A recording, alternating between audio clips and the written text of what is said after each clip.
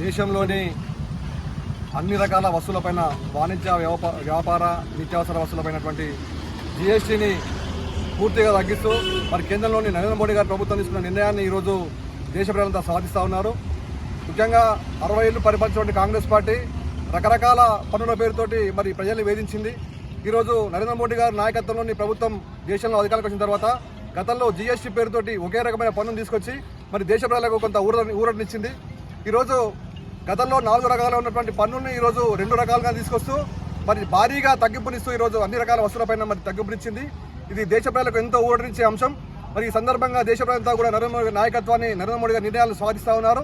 మరి దేశంలో ఒక స్పష్టమైన సుస్థిరమైన పాలన అందిస్తున్న నరేంద్ర మోడీ గారి నాయకత్వంలో మరి మరొక అన్ని రంగాల్లో కూడా మరి దేశం అభివృద్ధి చెందాలంటే మరి నరేంద్ర మోడీ గారి నాయకత్వాన్ని మరి గ్రామాన్ని కూడా సమర్థించాల్సిన అవసరం ఉంది. కాబట్టి ఈ సందర్భంగా మరి నరేంద్ర మోడీ గారికి ధన్యవాదాలు తెలియజేస్తా ఉన్నాం. ఈరోజు భారత ప్రభుత్వం నరేంద్ర మోడీ గారు మనకు జీఎస్టీని చాలా నిత్యావసర వస్తువులపై తగ్గించడం చాలా హర్షణీయమైన విషయం. మనకు నిత్యావసర వస్తువులైన పాలకు సంబంధించిన వస్తువులైన, వ్యవసాయ పనిముట్లకు సంబంధించిన వస్తువులైన, పిల్లలు చదువుకునే ప్రతి ఒక్క వస్తువు మీద, ప్రతి ఒక్క తిండి గింజలను కానీ లేదా బేకరీ ఐటమ్స్ ఎలాంటివి అయినా సరే ప్రతి ఒక్క ఐటమ్ను మన పేదవాళ్లకు తక్కువ రేటుకు తీసుకొచ్చే విధంగా నిత్యావసర వస్తువులన్నీ జీఎస్టీని తగ్గించడం చాలా హర్షణీయమైన విషయం. దీనికి మనం దుబ్బాక మున్సిపాలిటీ తరఫున హర్షని వ్యక్తం చేస్తూ వారికి పాలాభిషేకం చేయడం జరిగింది.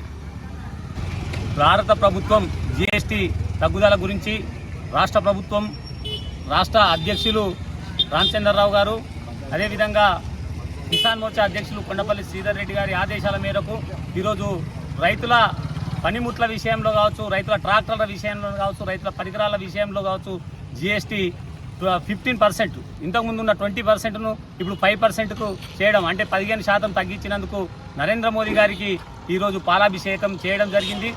ఎందుకంటే భారతదేశంలో రైతుకు అండగా నిలబడుతున్న ప్రభుత్వం భారతీయ జనతా పార్టీ.